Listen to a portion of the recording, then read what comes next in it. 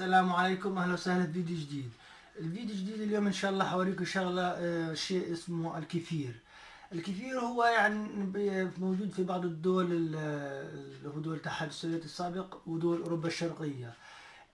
يعني هو يشبه لحد ما بعض المشروبات اللي عندنا، الصحيه اللي من الحليب، مثل الايران، بس هو اسمك شوي من الايران او الخضيض في بعض الدول او في بعض الدول. فمن فوائد هذا الكefir انه هو بيمد الجسم بالبروبيوتيك. البروبيوتيك هذه اللي هي ايش؟ البكتيريا النافعه.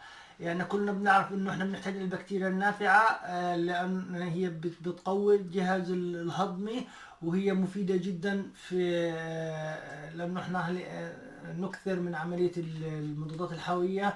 فهذا بيقضي على البكتيريا الضاره والبكتيريا النافعه، واحنا بنحتاج البكتيريا النافعه هاي عشان تنظم لنا الجهاز الهضمي، وايش، وتقوي البكتيريا النافعه عشان نقدر نقاوم الامراض، وتمدنا نوعا ما بايش، مناعه اكثر للجسم. وهو ايضا مفيد جدا لبعض الناس اللي ممكن تعاني من مشاكل في القولون، القولون العصبي والاشياء هذه، لانه كثير مهدئ للمعده ايضا، مفيد جدا. الآن أوريكم طريقة الإعداد. طريقة الإعداد هي سهلة كتير. أهم شيء هو الحصول على اللي هو الخميرة أو الجرين أو الكلتشر، اللي هي هذه خميرة الكفير بسميها.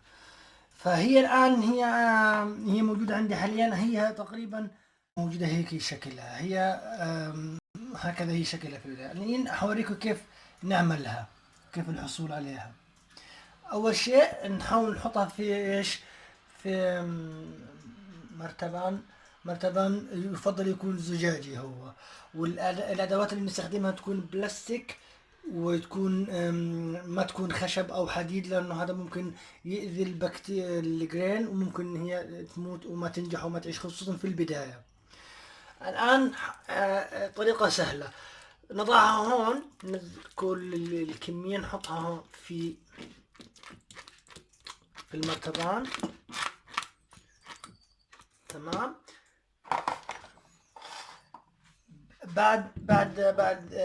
بعد هيك هو نجيب الحليب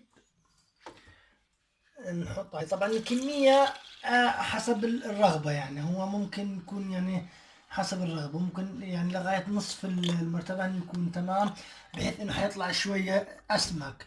لو زادت الكمية ممكن يطلع شوية ايش، خفيف شوية. الان هاي الكمية هاي نتأكد انه طبعا انه نظيف. ما في داعي استخدام المنظفات القاسية او اي منظفات الجلي، لان هذه ممكن تأذي البكتيريا تقتلها حتى. فيستخدم فقط في التنظيف، فقط مية سخنة، مية سخنة، او ممكن كل فترة وفترة فقط تستخدم الماء الساخن في عملية التنظيف. طبعا ممكن في فكرة تانية، انه بعض الناس بتحب يكون الكefir نفسه اسمك، وطعمه شوية يعني مش حاد، يعني يقلل كمية الحموضة. ممكن تستخدم اللي هو الدبل كريم او الاكسترا ثيك دبل كريم، بحيث انه حيخليه طعمه اقل حموضة واكثر سمك. تضعوها معها، فممكن كمية بسيطة منها تضعوها معاها.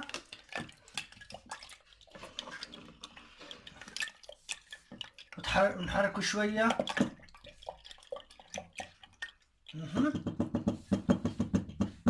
وبهيك بتكون تمت ايش، الخطوة الأولى. نعم. نعم. طبعا هو نغلق عليه، ما في داعي نعمل اي شيء له. هو طبعا بالنسبه لكم الفتره اللي لازم الكefir يكون موجود في المرتبان، بتتعلق بالجو. مثلا في الشتاء بتحتاج فترة أطول عشان الجو بيكون بارد، ممكن لغاية 24 ساعة 18 ساعة. في فترة الصيف، لأنه الحرارة العالية بتساعد على التفاعل وعلى تفاعل البكتيريا، فممكن فقط يكفي في مثل زي دول أوروبا فقط 12 ساعة. بينما في الدول العربية ربما يكون الفترة أقل من كده، لأنه الجو أكثر حرارة هناك، فربما يكون 8 ساعات يكفي أو 9 ساعات يكفي حسب الجو ويكون وهذا مرتبان عندنا جاهز، بيته قبل بليلة. حوريكم كيف عملية تصفيته. مهم. هو بهاي الشكل حيكون عندنا. نستخدم طبعا مثل ما حكينا كل شيء يكون بلاستيك وزجاجة، حتى ايش ما نأذي البكتيريا المنافعة.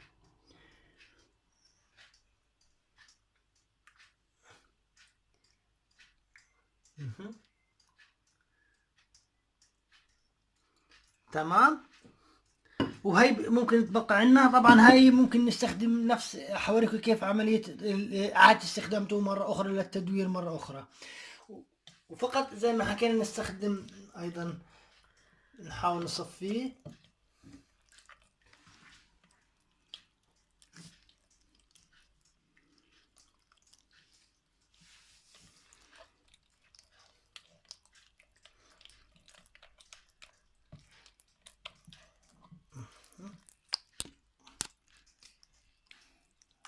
وهذا هو، لو لاحظتوا شوية حيكون حتلاقوه ايش في البداية بيكون خفيف، لكن بعد ذلك شوية كل ما نصفي أكتر كل ما ايش أصبح أسمك.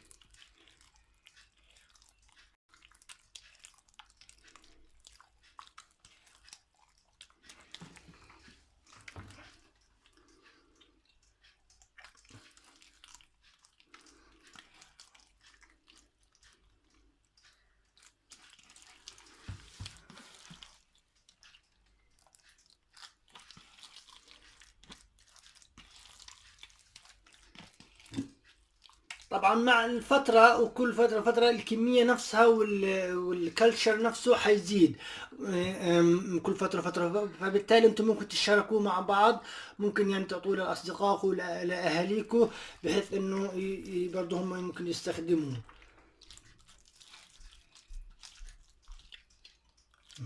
نتأكد انه نعم يصفى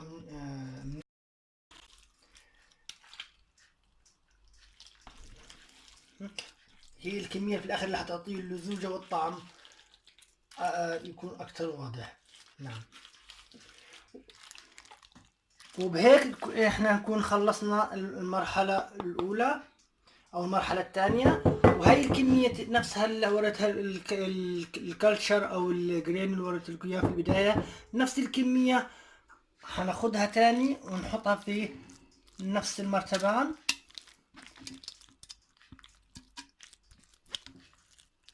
بسم الله.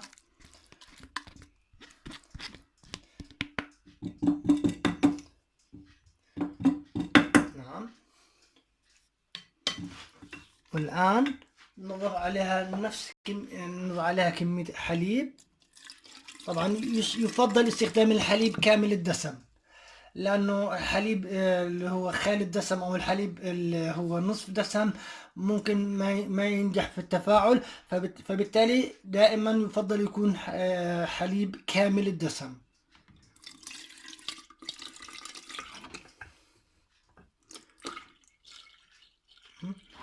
نعم أطلقها. تمام. نحركهم شوية، وبهيك بكون خلصنا. طبعا هذا الكمية اللي جهزت عنا ممكن نضعها في ايش، في مرتبان ثاني، بحيث انه يفضل يشربها ويكون ايش في يكون شربها مثلج، يكون طعمه كتير اطعم. طبعا لانه طبيعي يفضل انه شربها في خلال يوم، ما تكتر اكتر، لانه لو طولت اكتر الفترة اكتر حتلاحظوا انه كمية بدأ شوية يظهر الماء يصفى منه. فبالتالي افضل شيء شربها مباشرة خلال يعني ساعات او خلال يوم، الحصول على الطعم المميز منها. وهذه هي الكمية اللي صفت معانا. نحطها طبعا في الثلاجة. وبهذه الطريقة جهز معانا الكefir نفسه بهذا الشكل. طبعا أفضل شيء إنه نحطه في الثلاجة، نضعه في الثلاجة يكون طعمه مثلج. ويفضل استخدامه خلال اليوم، لأنه إذا زاد أكتر حيزيد التفاعل، وهذا حيؤدي انه يكون طعمه لاذع اكتر، وممكن يكون مش كتير مرغوب عند الناس. وبهيك انتهينا من الفيديو، واتمنى يكون عجبكم. للتعليقات او اي استفسار اهلا وسهلا بكم. شكرا كتير، السلام عليكم ورحمة الله.